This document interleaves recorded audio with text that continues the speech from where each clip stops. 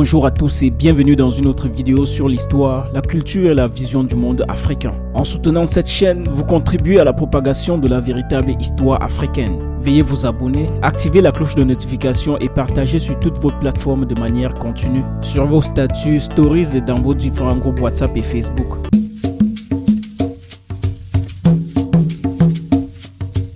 L'Empire du Mali était l'un des empires les plus puissants et influents de l'Afrique de l'Ouest, bâti sur les richesses et les ressources naturelles, en particulier l'or et le sel. L'Empire contrôlait les routes commerciales transsahariennes qui s'étendaient de la côte de l'Afrique de l'Ouest à l'Afrique du Nord et au Moyen-Orient. Il utilisait ce contrôle pour accumuler une grande richesse et une influence considérable. L'Empire du Mali était également notable pour sa structure politique complexe, comprenant un gouvernement centralisé et un système de fonctionnaires nommés. Le chef suprême de l'Empire, l'empereur Oumansa, détenait l'autorité suprême, mais il était conseillé par un conseil des anciens et des fonctionnaires chargés des différents aspects du gouvernement, notamment le commerce, l'agriculture et les affaires militaires.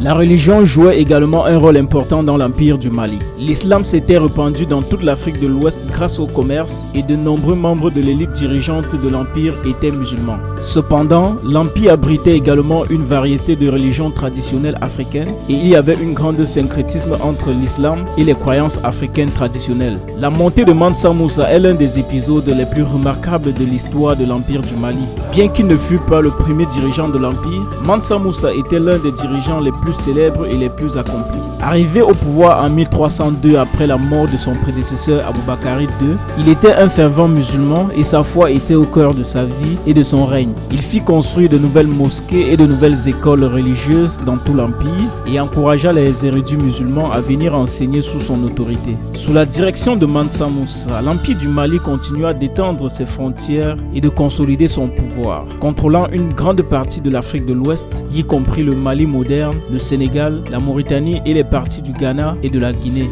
Mais Mansa Moussa n'était pas seulement un conquérant, c'était aussi un bâtisseur et un mécène des arts. Il fit appel à des architectes, des érudits et des artisans du monde islamique qui étaient considérés comme une merveille de l'ingénierie et du design. Son voyage à l'étranger commença en 1324 lorsqu'il partit de la ville malienne de Niani avec une imposante procession comprenant des milliers de personnes, des soldats et des marchands, des esclaves, des musiciens, des conteurs et d'autres artistes. Mansa Moussa lui-même était vêtu d'une robe d'or et chevauchait en tête la procession. Tout au long de son voyage à travers le désert du Sahara, Mansa Moussa rencontra de nombreuses cultures et de populations différentes. Il fit des haltes dans plusieurs villes et villages dont Gao et Tombouctou qui étaient d'importants centres d'apprentissage et de commerce en Afrique de l'Ouest. Partout où il passait, Mansa Moussa était accueilli avec une grande cérémonie et un profond respect. Il organisait souvent de somptueux banquets et réceptions en l'honneur de ses hôtes. L'une des cérémonies les plus célèbres de son voyage fut celle du sultan d'Égypte Al-Nasir Muhammad. Lorsque Mansa Moussa arriva au Caire, il fut accueilli avec faste et invité à rencontrer le sultan.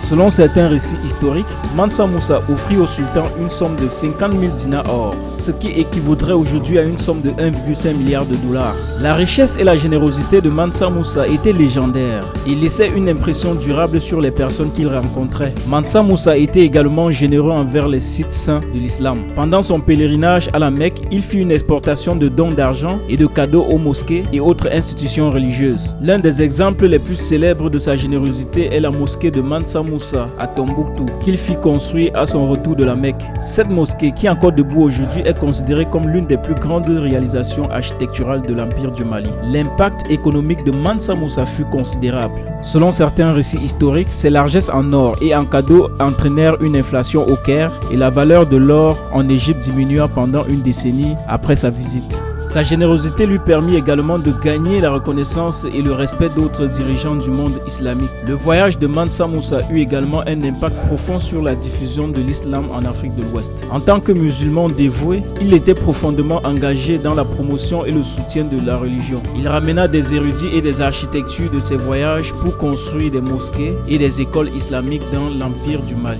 Il établit également des centres religieux et des bibliothèques pour promouvoir l'éducation islamique. Les érudits et intellectuels du monde musulman furent attirés par l'Empire du Mali en raison de l'opulence et du soutien de Mansa Moussa. Ils apportèrent avec eux de nouvelles idées, connaissances et cultures, contribuant ainsi à enrichir la vie intellectuelle et culturelle de l'Empire. L'influence de Mansa Moussa favorisa également la propagation de l'islam dans d'autres parties du monde. Mansa Moussa fut une figure remarquable de l'histoire de l'Afrique de l'Ouest et son histoire témoigne du pouvoir du leadership, de la générosité et de la foi. Il laissa une empreinte indélébile sur l'histoire et la culture de la région et son héritage se fait encore se sentir de nos jours. De son accession au pouvoir en tant qu'empereur de l'Empire du Mali à son voyage à la Mecque et à ses rencontres avec d'autres dirigeants du monde, l'histoire de Mansa Moussa est l'une des plus fascinantes et inspirantes de l'histoire de l'Afrique. Elle nous rappelle que de grands leaders peuvent émerger de n'importe où et que leur influence peut dépasser les frontières de leur propre empire et royaume. Si vous avez aimé les vidéos et souhaitez participer à leur production, continuez à les partager. N'oubliez pas de nous rejoindre sur nos différents réseaux sociaux Facebook et TikTok. Merci et à très bientôt sur Puissance Africaine.